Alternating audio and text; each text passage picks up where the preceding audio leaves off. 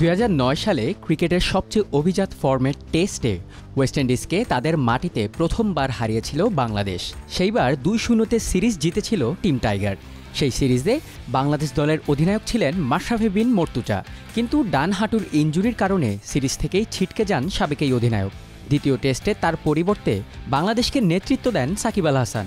দায়িত্ব পেয়েই ক্যারিবীয় দ্বীপপুঞ্জে টেস্টে বাংলাদেশকে জেতান এই অলরাউন্ডার।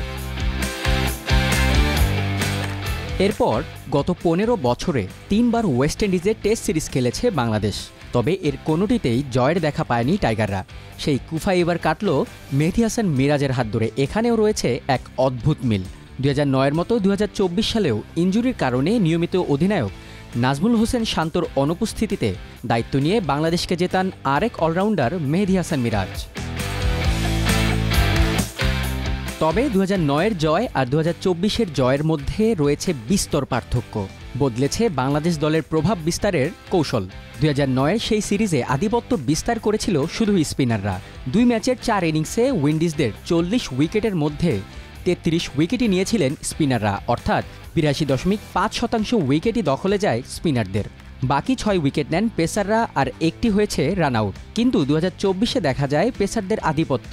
২ ম্যাচের ৪ ইনিংসে উইন্ডিজদের ৩৯ উইকেটের মধ্যে ২৫ উইকেটই নেন পেসাররা, অর্থাৎ ৬৪.১% উইকেটই দখলে যায় পেসারদের।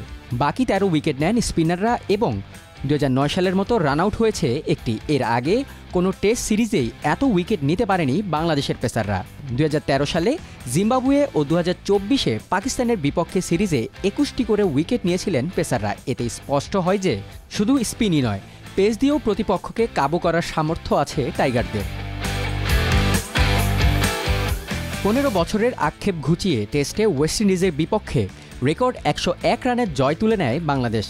ক্যারিবিয়ানদের বিপক্ষে এর আগের সবচেয়ে বড় জয়টি ছিল ২০০৯ সেন্ট ভিনসেন্টে। সেই সিরিজের প্রথম টেস্টে ৯৫ রানে জিতেছিল মাশরাফিরা। এরপর এলো ২০২৪-এর রেকর্ড জয়। এই জয়ের ফলে দেশের বাইরে কোনো প্রতিপক্ষের বিপক্ষে সবচেয়ে বেশি টেস্ট ম্যাচ জেতার একটি মাইলফলক ছুঁয়ে ফেলে বাংলাদেশ। এ নিয়ে ওয়েস্ট ইন্ডিজকে তাদের মাটিতে ৩ ম্যাচে হারায় টাইগাররা, যেখানে পাকিস্তান ও জিম্বাবুয়েতে টেস্ট জিতে ২টি করে। সব মিলিয়ে দেশের বাইরে মোট ৯টি টেস্ট জিতেছে টিম টাইগার।